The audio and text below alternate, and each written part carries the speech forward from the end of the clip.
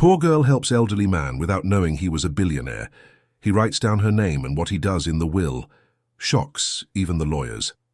In the snow, her fingers freezing and her shoes soaked, Emily held tightly to the old man's arm, barely able to balance himself with his cane.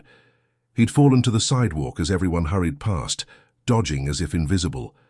Behind her, laughter erupted. Two co-workers were filming the scene and mocking. Of course, the broke waitress would get attached to her. Homeless man, it suits her. Emily listened, swallowed hard, but didn't let go of the old man. With difficulty, she helped him sit on the bus stop bench, took off her own scarf, and wrapped it around his shoulders. "You didn't have to," he murmured, his eyes brimming with tears. "It's the right thing to do," she replied, embarrassed. The old man simply smiled, opened the inside pocket of his coat, and wrote her name on a small, folded piece of paper, without her seeing, without anyone knowing. Months later, the phone at the diner where Emily worked rang. It was a lawyer, asking if she could attend a will reading downtown. Confused, she almost hung up, thinking it was a prank. But curiosity got the better of her. In the elegant office, surrounded by men in ties and famous faces from the financial sector, she sat shyly in the corner.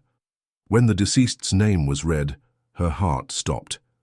Mr. William H. Lancaster, the eccentric, invisible billionaire whom everyone said had disappeared from public life years ago.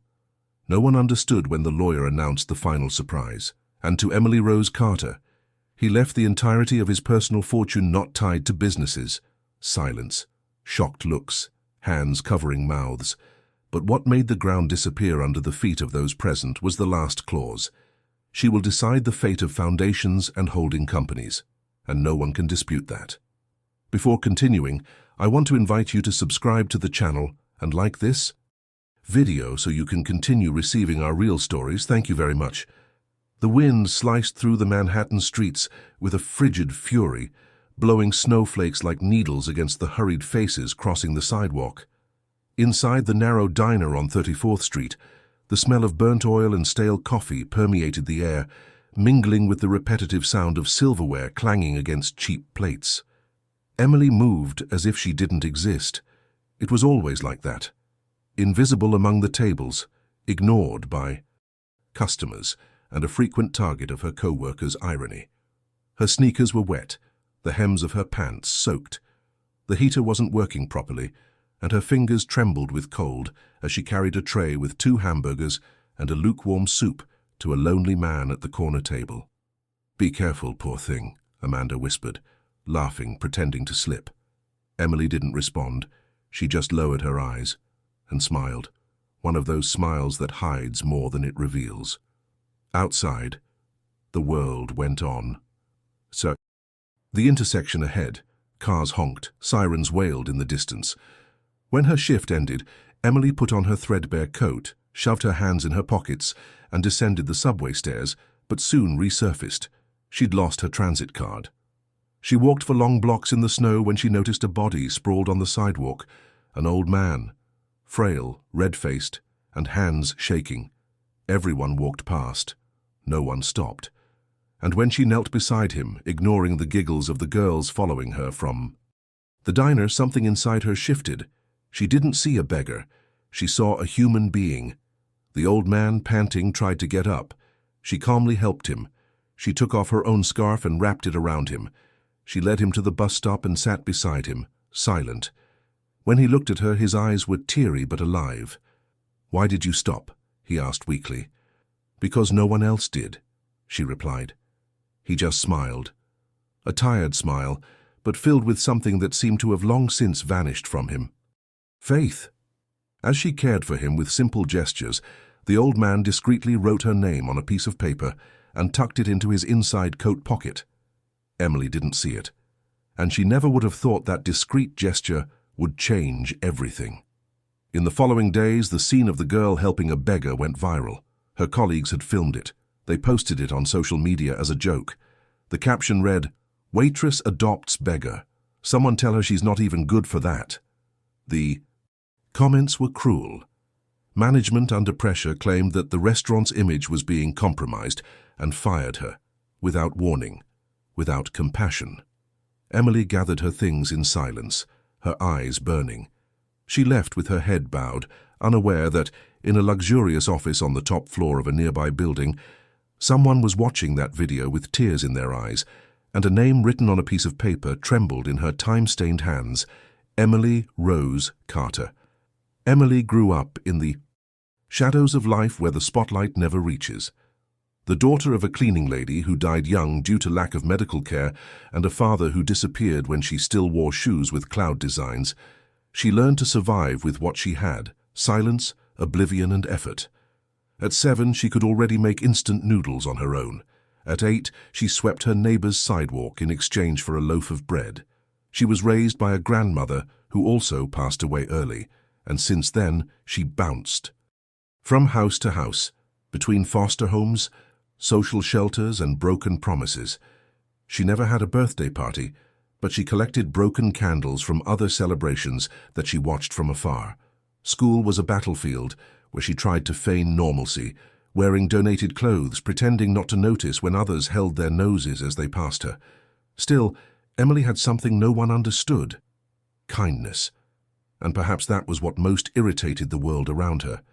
Even with little, or because of it, she smiled at strangers, helped classmates who made fun of her, and passed on what little she had, as if to prove it was possible to endure without becoming like them. As a teenager, she tried nursing school, but couldn't afford the tuition. She began working in diners, alternating between night shifts and morning cleaning. Her dream of studying journalism was shelved, along with a notebook full of stories she wrote in the wee hours of the morning, when the city slept and the world seemed lighter. No one read it, no one knew. She was a blank page, ignored by everyone, except for the judgmental glances.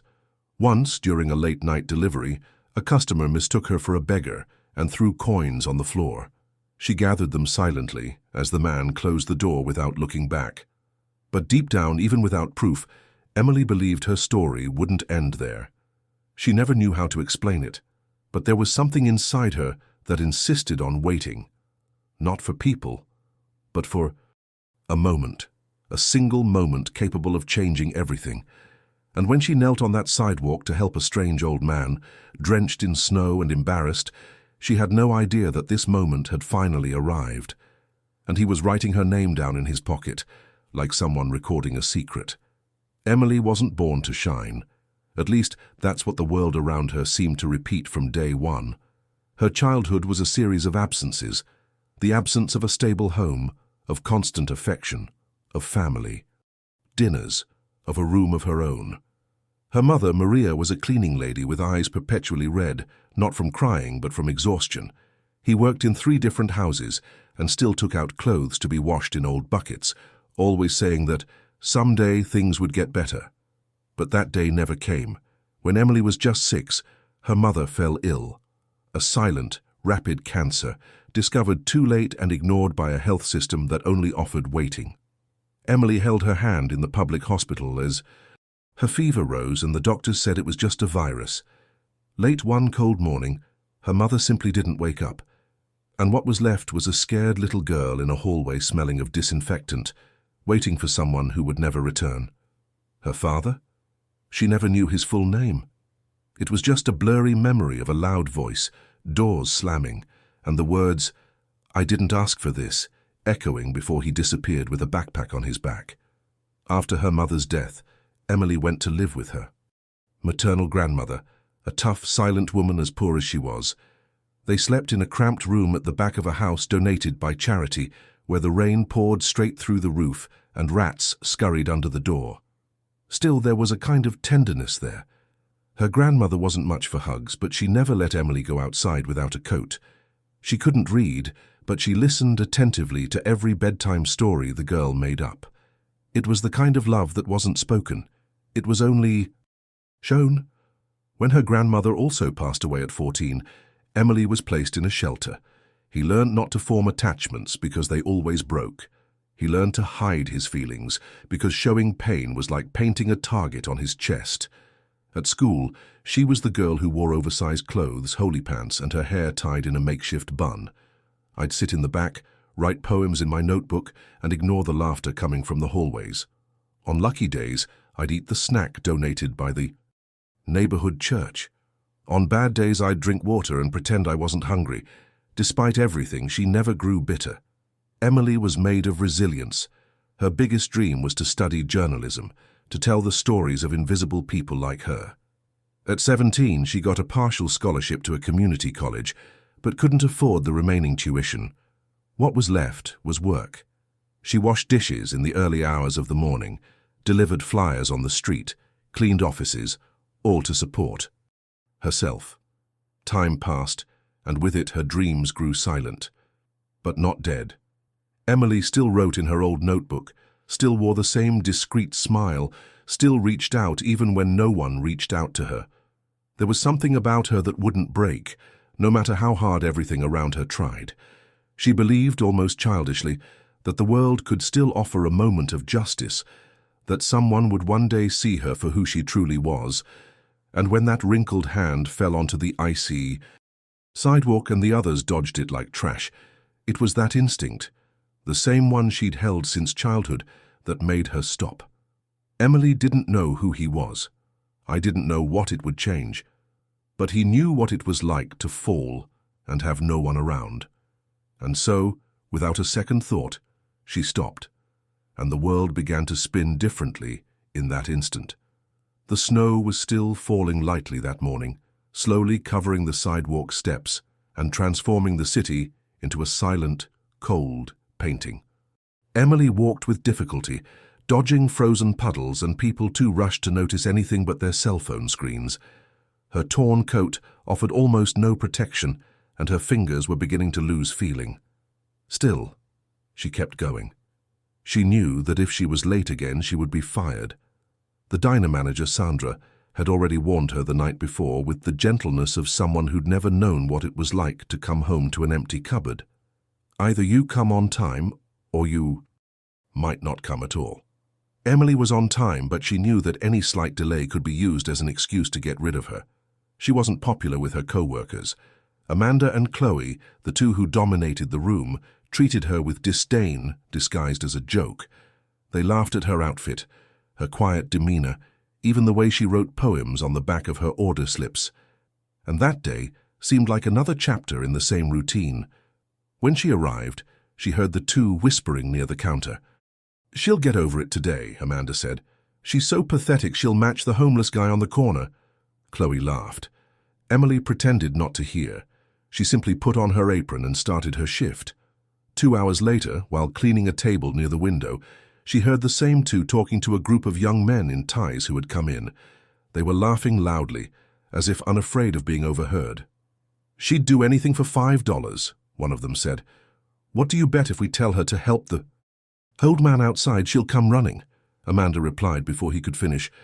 "I'll bet my lunch she will. I doubt she has the courage to say no to any man." Laughter. Emily paused for a second, staring at her reflection in the glass. Outside, an elderly man looked genuinely struggling, trying to cross the sidewalk with his cane as cars passed dangerously close. The group was pressed against the window, filming. Amanda held her cell phone in recording position. "Come on, Emily," Chloe teased. "Save the world, good girl." Emily took a deep breath. She knew it was a trap. She knew they were laughing at her. She knew that by leaving she would become a joke once again. But even so, she turned, pushed open the diner door, and ran to the old man. The world around her fell silent. The old man was pale, his knees shaking, his hand slipping from his cane. Emily grabbed his arm and asked if she could help him. He nodded, nearly in tears. Behind her, through the windows, Amanda and Chloe recorded everything. Laughing, pointing, mocking, she didn't care. On the contrary, the more they laughed, the tighter her grip on the old man's arm. When he stumbled, she caught him.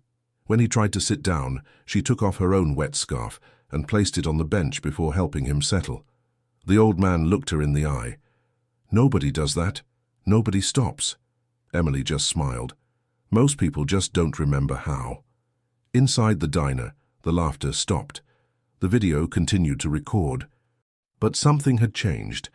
A silent truth had settled in. The strength of someone who didn't need to prove anything to show everything. Emily didn't know that the video, edited with nasty captions and laughing emojis, would be posted that very afternoon, and that, while she was still walking back, her feet soaked and her soul at peace, the world was already mocking her. But she also didn't know that there was something in that old man, in his sunken eyes and trembling voice, that would change everything.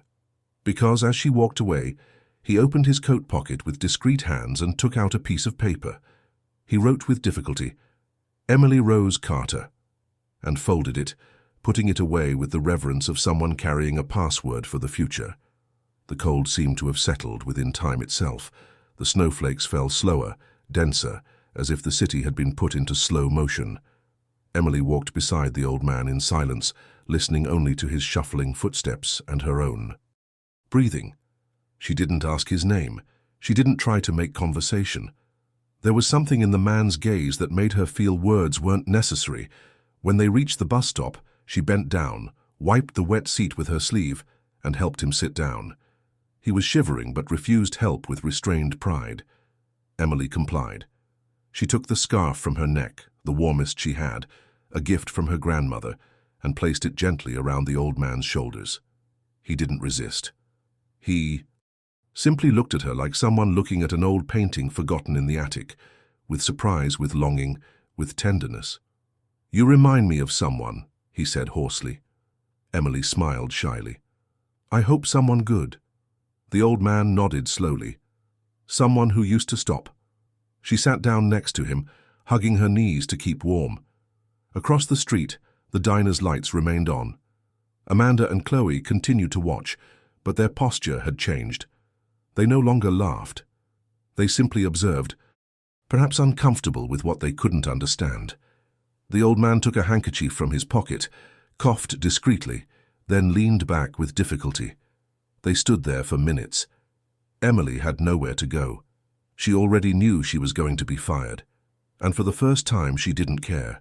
There was something in that moment, in that shared silence, that seemed more valuable than any salary. The old man opened his coat with difficulty and searched for something in the inside pocket. Emily looked away, respecting their privacy, but didn't see him pull out a small leather notebook. He wrote slowly, with trembling hands, "Emily Rose Carter." Then he tore out the sheet, folded it carefully, and placed it inside an envelope embossed with the word "Testament" in the top corner. He tucked it deep into his pocket and zipped up his coat.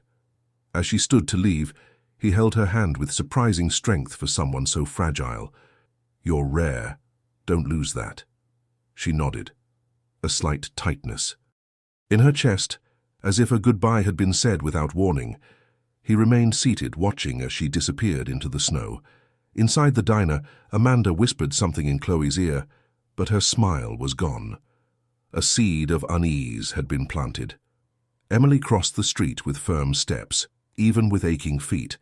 She hadn't known that this seemingly ordinary day would become the turning point in her life, much less that this seemingly abandoned man was someone who had the power to change not just her destiny, but that of an entire city. But there was something in her, a kind of silent intuition, that told her something was different, that something had been activated in the universe in that moment of kindness. And for the first time in years, she felt that perhaps she was being watched, not with judgment but with purpose. The video was posted less than 2 hours later. Amanda, with her cruel talent for making other people's misfortunes go viral, edited the footage with tacky filters, mocking emojis and a venomous caption. She thought she was saving the world, but all she got was a cold. For the first few minutes, few noticed. But when Chloe shared the video in a group of neighborhood friends, the views began to explode. The internet doesn't forgive the kind-hearted, especially when they're poor, simple, and don't care about appearing interesting. The comments were vicious. They laughed at Emily's patched coat, her torn sneakers, the way she knelt to help the old man, as if she were a servant. "Scene from a tragedy movie," said one. "This is what happens when you go to public school," commented another. Worse still, someone tagged the diner, asking if that kind of employee represented the company's values well. And that was enough. The next day, Emily arrived early, as always. She was sweeping the floor when Sandra, the manager, asked her to go into the back room. There was an envelope on the table. Inside, the termination notice. No right of appeal. It's going viral, dear. Customers are talking. They say you took advantage of a defenseless elderly person to promote yourself. It tarnishes the restaurant's image. Emily stood frozen for a few seconds. She didn't know what to say. She just held the paper between her cold fingers and nodded. She gathered her things in a plastic bag and left through the back door. Across the street, Amanda was filming again. She was smiling. "It was just a bet, Emily. You didn't have to take it so seriously." Chloe laughed. In the background, "Want me to post your resignation too? It might get views." Emily looked at them for the first time. No anger, no tears, just exhaustion. She turned and walked down the still snowy street, the sound of laughter growing more and more distant. She didn't know that in an Upper West Side penthouse, a man was watching that same recording with teary eyes, and that the envelope with her name on it now rested in the center of a mahogany table, surrounded by lawyers. But she knew she had lost what little she had, and yet she felt no regret, because even though she was ridiculed, even though she was exposed, she knew she had done the right thing, and that peace, no one could take from her. Later that night, sitting on the bed in the small room she rented, her hands trembling and her face still damp with silent tears, she wrote in her old notebook, "If one day someone laughs at your kindness, don't change. Their laughter is just the sound of their fear of not being able to be like you." She closed the notebook. She lay down and slept. The next morning, Emily woke before the sun, as she always did. The room was small, cold, windowless, with thin walls that let in the muffled sounds of neighbors arguing. The electric kettle made a high-pitched noise as she tried to heat some water for the cheapest instant coffee from the corner store. She put on her wrinkled uniform and hurried down the 4 flights of stairs. The next day always seemed to promise some change, but never brought it. She entered the diner, unaware that by that moment over 300,000 people had already seen the video of her helping the old man on the street. Amanda had posted the video with the caption, "She thought she was saving the world, but she only saved a random homeless guy." In the video, quick cuts, mocking emojis and even sarcastic background music turned Emily's purest moment into a public joke. The comments were filled with laughter, mockery, and cruel judgments. "That one must be doing charity work hoping for a reward," said one. "The face of poverty, wanting to feel like a hero," said another. And the most painful of all, "And the company allows this kind of person serving customers?" They tagged the diner's official profile. Dozens of tags followed. And in that world of image over principles, what mattered most wasn't truth, but appearance. When Emily arrived, she felt the atmosphere heavy. Sandra, the manager, called her in for a quick chat. She entered the back room with a tight stomach. On the table was a manila envelope. "We've received a flood of messages, Emily," the manager began, her expressions stern and rehearsed. "Customers, partners, this directly affects our reputation." Emily barely understood. "But I only helped one man." "The images went viral, Emily. The way you exposed the company. The diner is being associated with attitudes that deviate from the institutional profile." It sounded like a nightmare. Helping anyone was now a problem. Sandra pushed the envelope away. "You're leaving immediately. You won't have to serve notice." Emily felt the floor disappear. She left the room, her eyes fixed on the floor. As she passed the living room, she saw Amanda with her phone in her hand, whispering to Chloe. As she passed them, Amanda commented loudly, "Famous now, huh? Are you going to become a charity influencer?" Chloe added with a laugh, "Too bad you can't pay the rent with likes." Emily didn't respond, but deep down the pain burned. Not for the job, which was precarious, but for the contempt, for the injustice. At the back door, someone was waiting for her with their phone in hand, a delivery man who worked there occasionally. He pointed the camera at her and said, "You're the girl in the video, the one who helped the old man. You're famous." She tried to smile, but couldn't. Walking down the narrow grey street, she felt the eyes turning. Now she was recognized, but not for something she had chosen. Her genuine gesture had been transformed into a cruel spectacle. The laughter echoed inside her head. She looks like she's begging. She's trying to become a martyr, poor thing. I'd be ashamed. And still, Emily carried on. Head held high, steps firm, heart heavy. That night, when she got home, she opened her phone and watched the video for the first time, the distorted images, the mocking soundtrack, the manipulated subtitles, and there, in the middle of it all, she saw herself. A girl kneeling in the snow, handing her scarf to a stranger. A tear fell, not of regret, but of silent fury. She closed the video, deleted the app, and opened her old notebook. The hands that help are the same ones that get hit, but still, they don't stop helping. She wrote that, and slept without fear. The wind was blowing stronger that morning, and Emily felt strangely light as she walked through the city, even without a job, without a salary, without any concrete certainty on the horizon. The scandal that had formed around her image had reached absurd proportions. She was now the kind-hearted beggar, the freeloading waitress, the girl in the video. The labels changed, depending on the speaker's intention.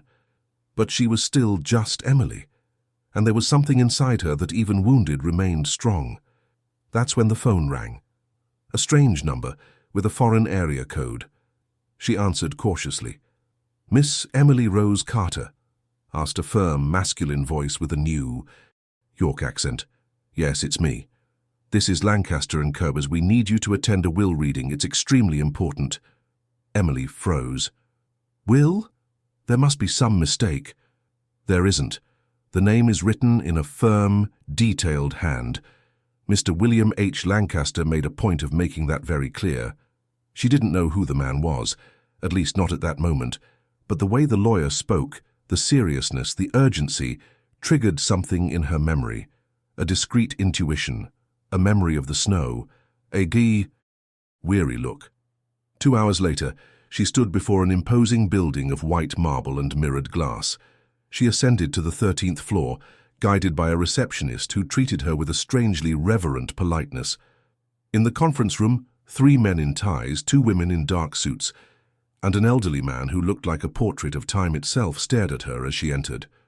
"Miss Carter," the lawyer said, "first of all, our condolences." "But I didn't know him."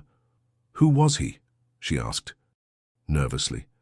One of the men lifted a photograph and placed it in front of her. The image was of an elderly man smiling, a scarf draped over his shoulders, the same scarf she had removed from her neck that freezing morning. Was he? Emily whispered, covering her mouth. "Yes, William H. Lancaster, one of the richest men in the country. He disappeared from public life over 5 years ago after a stroke that left him with limited mobility. Since then, he refused appearances, interviews, or any form of exposure." Emily felt her world spin. "He never told me. And according to what he wrote in his final instructions, you didn't say anything either. He stated that you helped him without asking questions, without taking photos, without asking for anything in return." Everyone in the room was silent. "And that's exactly why," the lawyer continued, "he left you his entire personal inheritance, including the charitable funds not tied to the companies, works of art, real estate, and above, all the right to decide the direction of the Lancaster Foundations." Emily placed her hand on her chest. "But I'm just an ordinary girl. I don't know. I don't deserve this." The lawyer looked at her seriously and pulled out a thick envelope. He disagreed. Opening it, she read aloud William's own handwritten words. "She didn't recognize me, but I recognized her. It was like looking at my late wife, the same eyes, the same quiet dignity. When she gave me her scarf, I felt there was still humanity in the world. She didn't seek fame, that's why she deserves everything." Emily wept silently. And inside, without saying it, she knew, yes, she had recognized him. The moment she helped him, she had sensed this man was not ordinary. It wasn't just the cold in his body, it was the weariness in his eyes, the look of someone who had seen too much and been forgotten. But she said nothing, because she didn't need to, because she would help just the same. And now, the truth was coming out. But not to prove anything. It was to restore something the world had lost: quiet justice. When Emily left that office, carrying a sealed envelope bearing the signature of a man she'd believed, until days ago, to be merely a vulnerable elderly man, the world around her no longer seemed the same. The sidewalk seemed less rough, the cars less noisy, even the wind blew differently. But inside her, what roared wasn't happiness. It was a whirlwind of questions, memories, and above all, feelings she tried to contain. Why had he chosen her? How had this man, surrounded by millions, seen value in someone like her? And why did her name, written so precisely in a will, seem to carry a weight she still couldn't comprehend? It was when she got home that she began to understand. Among the folders and documents handed over by the lawyer was a separate typed letter titled, "About Emily." She trembled as she opened it. The first few lines already took the breath from her lungs. "My name is William H. Lancaster, but before I was a company name, a fortune, a headline, I was an ordinary man, and I was saved, once upon a time, by someone very much like you." Her name was Clara Rose. Emily felt the world stop. Clara. The same name as her grandmother. She kept reading. "Clara was my childhood friend. We grew up together in a poor neighborhood in New Jersey. I would never have gotten where I am without her. She was the one who taught me to read, to hold my head high, even when called trash. But when I made my first million, I walked away. I climbed alone, and I only discovered she had passed away when it was too late. Too late to thank her. Too late to redeem myself." The letter continued, telling how he had searched for her family years later. But no one had been able to say where her descendants had gone. Some said Clara had a granddaughter, who had been in orphanages, who had disappeared into the statistics of invisible children. And on that freezing day, when a young woman with a firm gaze and warm hands helped him up from the snow without expecting anything in return, he knew. It was her, not by blood test, but by presence. I didn't need DNA. All it took was a look to know. It was as if Clara had returned, in a new generation, to extend her hand to me one last time, and this time I won't waste it.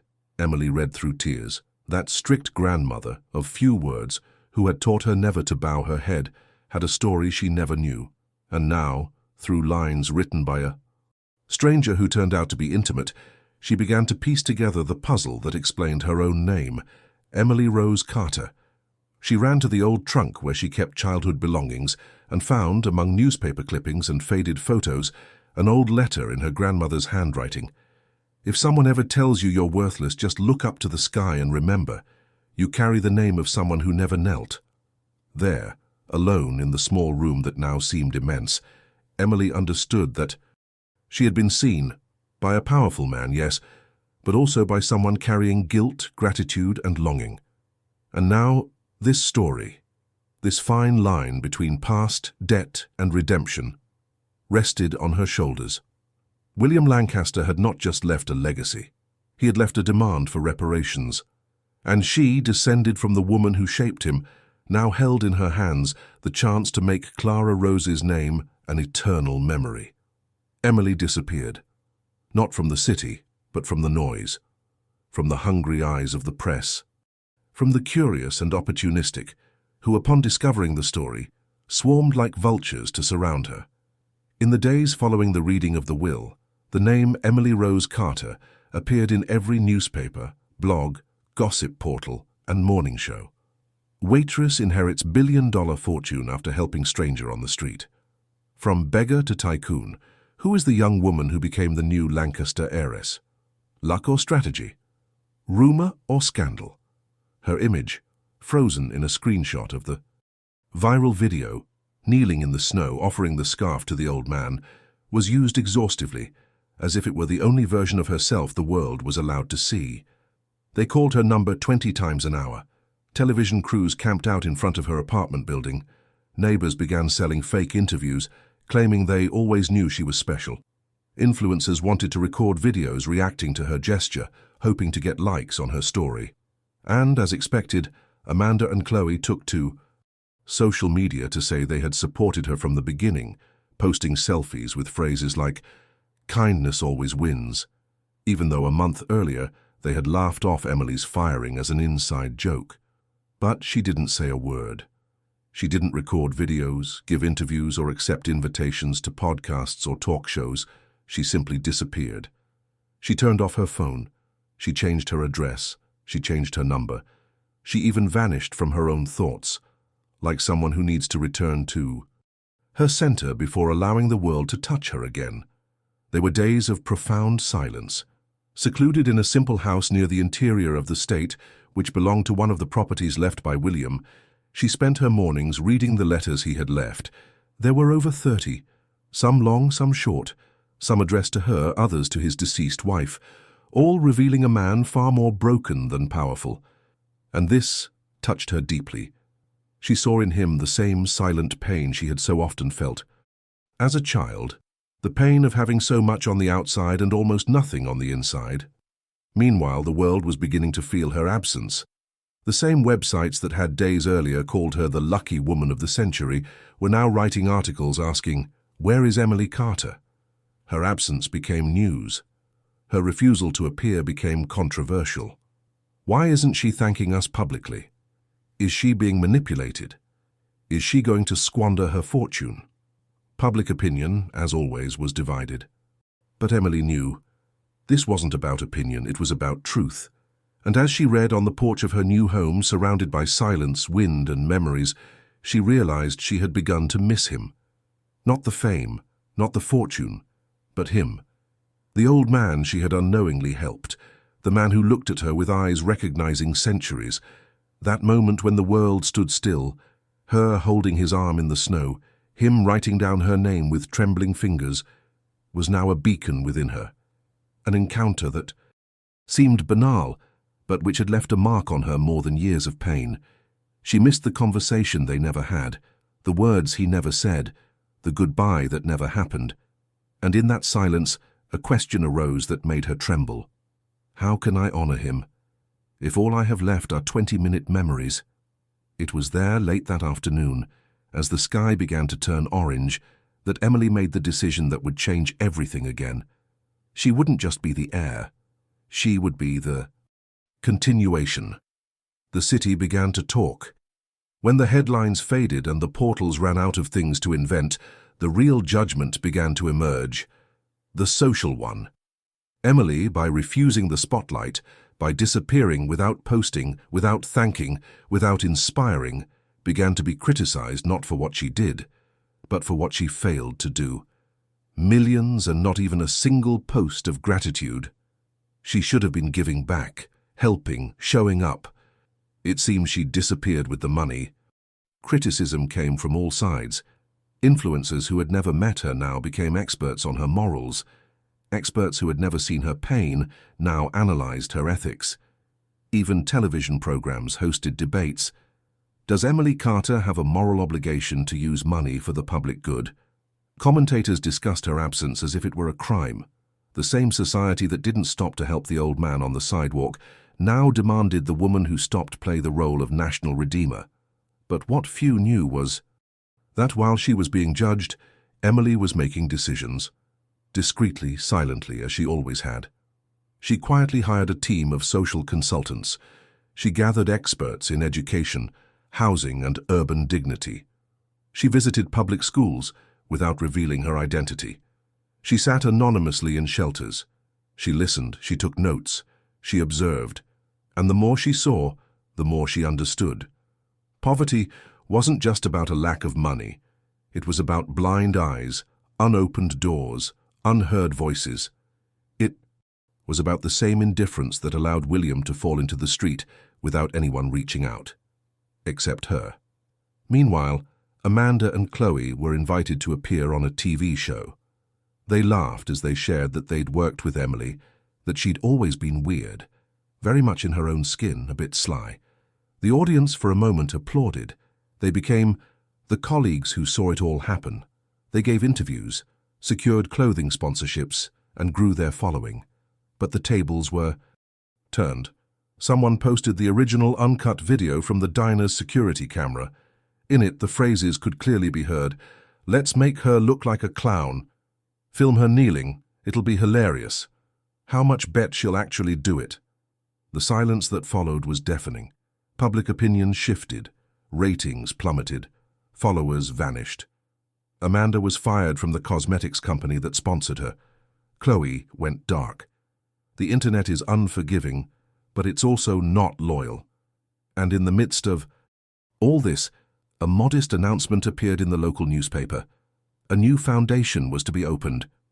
Name: Clara Rose Institute Mission, to create welcoming and training spaces for vulnerable young people. No faces plastered on the walls, no photos of food basket deliveries, just action, no spectacle. The public, which had previously demanded explanations, now began to question its own rush to judgment. Journalists tried to find out who was behind the foundation, and, discreetly, someone found an anonymous donation. $38 million, as it was hers. But the name on it wasn't Emily Carter. It was registered as, "In the name of one who has not been seen." And so, while the whole world judged her for disappearing, she was already changing the world. Emily was no longer the same. Something inside her had changed so profoundly that even the mirror hesitated to recognize her, not by her appearance, but by her presence. The pain, the fear, the shame. They were all still there, like internal scars. But there was something new, a clarity, a steady serenity that came not from sudden wealth but from meaning. She didn't just want money. She wanted to correct what had always wounded her silently: neglect. And this transformation, though invisible to others, began to affect everything around her. Emily spent her days immersed in discreet meetings, analyzing contracts, redirecting resources from old foundations created by William, once ghosts of philanthropy, to new, real, living projects with direct impact. She opened support centers in neglected neighborhoods. She renovated forgotten libraries. She revived abandoned soup kitchens. And in every corner, she left a handwritten message: "If you stop, the world can begin again." Little by little, the Carter name reappeared. But not as a scandal, as a symbol, without exposure, without interviews, just fruit. And this new Emily began to live between two worlds, an external one, which tried to reframe her, and an internal one, where she conversed daily with the memory of the old man on the sidewalk. Sometimes she sat alone in the garden of a new school and imagined what he would say upon seeing all this. Other times, she read excerpts from his letters as if they were prayers. One afternoon, she received a visit from a man, one of William's former executives, a cold, formal man who had previously doubted the will's decision. He looked at her suspiciously, as if expecting to find her with diamonds around her neck and arrogance in her eyes. But what he saw was a young woman in simple jeans surrounded by reports, books, and ongoing projects. He was silent for a few seconds, then said, "I thought you were going to disappear with everything, but you've transformed more in 6 months than we have in 10 years. Emily smiled. She said nothing. The most powerful transformation is the one that doesn't need to be justified. But not all was acceptance. Some members of high society still scoffed. At sophisticated dinners they would mutter ironies like, "Now anyone can become a patron." But these voices, which once would have hurt her, now simply passed like the wind, because Emily had learned the difference between being recognized and being useful. One morning, while visiting a newly renovated orphanage, a little girl with curly hair approached her. Shyly, she handed her a drawing. It was of a girl holding a blanket over an old man with a cane. "My aunt said that girl is you," she whispered. Emily knelt beside the child and asked softly, "And do you think that girl did the right thing?" The girl replied without hesitation, "She did the right thing because she stopped. Stopping is a hero's job." Emily hugged the child, and there, kneeling again, no longer on the cold sidewalk but on the warm floor of a room filled with hope, she understood. Her greatest wealth wasn't money. It was the choice not to pass by. The decision to, even though hurt, continue to be good. William had given her much more than an inheritance. He had given her the chance to be who she had always been, but now with scope. She no longer needed to prove anything to anyone, because she finally knew who she was. It was autumn when she decided to return to New York. The sky was that soft grey, and the scent of dry leaves permeated the sidewalks, like a memory the entire city breathed. Emily stepped out of the taxi slowly, wearing a simple jacket and the same sneakers she'd worn the day she was fired. In her hands was a letter, sealed with William's coat of arms. She didn't know exactly why she'd returned, but she felt it was time. Something inside her was guiding her back, not to the city, but to the origin of it all. She walked through the familiar streets to the bus stop where it all began. The iron bench was still there, but now clean and restored. A small bronze plaque was fixed to the side, reading, "Here, a gesture of compassion changed a destiny." She knelt before the bench, as if it were an altar, and placed the letter beneath the plaque, carefully folded. She remained silent for long minutes, eyes closed, as if the old man were beside her, as if that cold touch on her shoulders were his touch again. Meanwhile, in a nearby corporate building, a meeting was in full swing. Emily Carter's name was at the center of the agenda. Directors of Lancaster Industries were discussing the possible reactivation of the company's front line with her as a public figure. "It's time to bring her into the light," one said. "The world needs to see her as a symbol." But the head chair was empty. Emily wasn't participating in the meeting. She didn't want a position. She didn't want a spotlight. She wanted peace. And then, that same afternoon, as she walked through the icy streets toward the modest hotel she'd booked, it happened. A middle-aged man in a grey suit and wool scarf approached, walking briskly, but when he saw Emily, he stopped. His eyes widened for a second, like someone seeing a kind ghost. You're her, aren't you?" Emily smiled slightly. "I'm just someone who stopped to help." He looked at her silently, respectfully, then lowered his head slightly. "He talked about you, until his last day. He said that if the world had more people like you, maybe it still had hope." Emily's heart sank. And he did. Hope returned. The man handed her an envelope bearing the Foundation's seal. "There's one last letter from him that you haven't read yet. He asked for it to be delivered by hand, but only when you returned." She held the envelope gently. "So he knew I would return," the man replied with a half-smile. "He said that good souls always return to where they started, not out of longing, but to plant the right ending." Emily nodded, thanked him, and stood there on the busy corner, watching the world go by around her. For the first time, she no longer felt marginalized or singled out, simply at the center of her own story. She was still the girl with the notebook of poems, still Clara's granddaughter, still the one who stopped when everyone else ran, but now with scars that told stories and a name that carried a legacy. And that late afternoon, as she walked toward the garden where the old man had asked for his ashes to be scattered, she realized that there was no greater reunion than this, when life returns us to our origins, but in the form of an answer. The garden gate was wrought iron, draped with green vines that swayed gently in the wind. Emily entered slowly. William's envelope in her hands, her heart aching with memories and silent promises. The garden was small, discreet, tucked between two old buildings on the Upper East Side, a place William often visited when he was still a man visible to the world. According to the lawyer's letter, this was the spot where he requested his ashes be scattered, a place of peace, away from prying eyes, close only to the memory of what truly mattered. Emily walked to the center of the space where a large tree stood, its roots as deep as time. She sat on the stone bench in front of the trunk and carefully opened the envelope. William's shaky handwriting filled the page delicately, almost reverently. "Emily, if you're reading this, then you've accomplished your most difficult mission, to remain good in a world that tried to destroy you." She closed her eyes for a moment, feeling the words like a hug. The letter continued. "Don't expect anyone to understand you or accept you. People like you don't fit into boxes. People like you are disturbing because they exist to remind others of who they no longer were. If I left you something, it wasn't out of charity.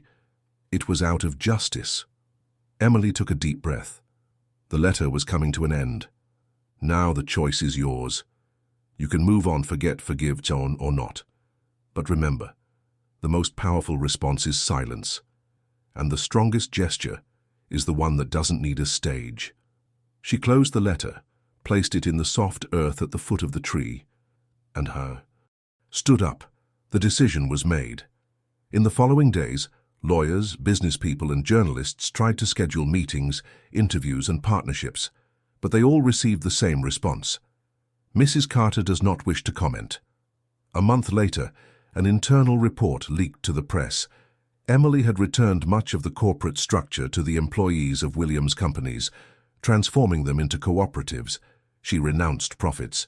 She kept only a fraction of her fortune to independently operate the Clara Rose Institute. The decision shocked the business community. Financial websites described it as an impulsive, emotional, reckless act.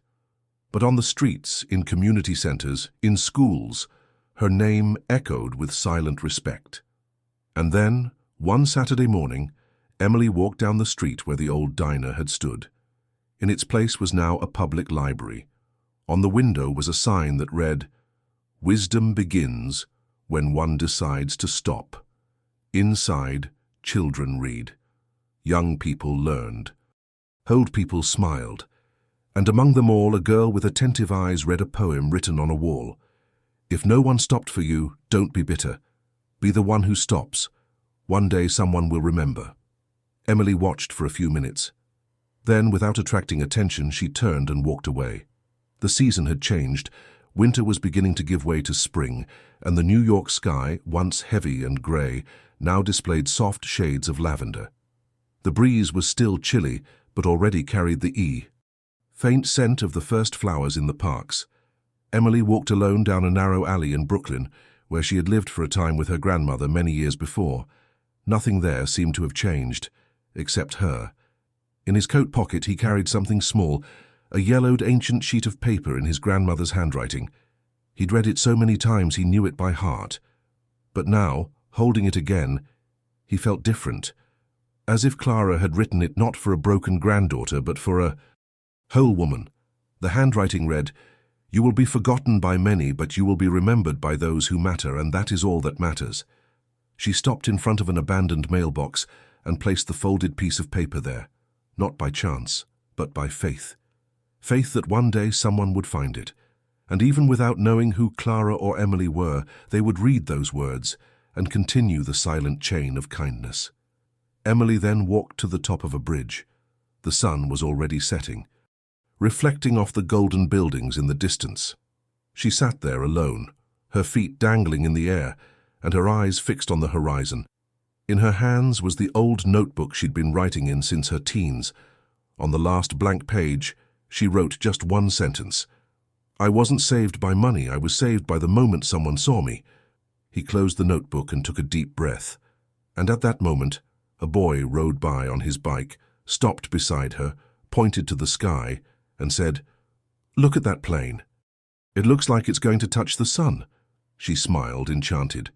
"Yes, it really does." The boy pedaled off again, leaving only the sound of the wheels fading into the distance. Emily then stood up, and for the first time in a long time, she felt no weight on her shoulders, just lightness. And as she descended the bridge and disappeared among the flowering trees of the park, a page slowly fell from her notebook, carried by the wind, spinning through the air until it landed on the sidewalk. A man picked it up without realizing it and read it curiously. The sentence read, "She only stopped to help, but what she did changed everything." And what happened next? No one expected it. If you've made it this far, it's because this story touched your heart in some way. So comment below, "I would have stopped too." Just so I know you're one of those who still believe in silent empathy. Like it, subscribe to the channel so you don't miss any stories like this, and click on the video that's showing on your screen now. It will move you even more and maybe make you see the world through different eyes. See you there.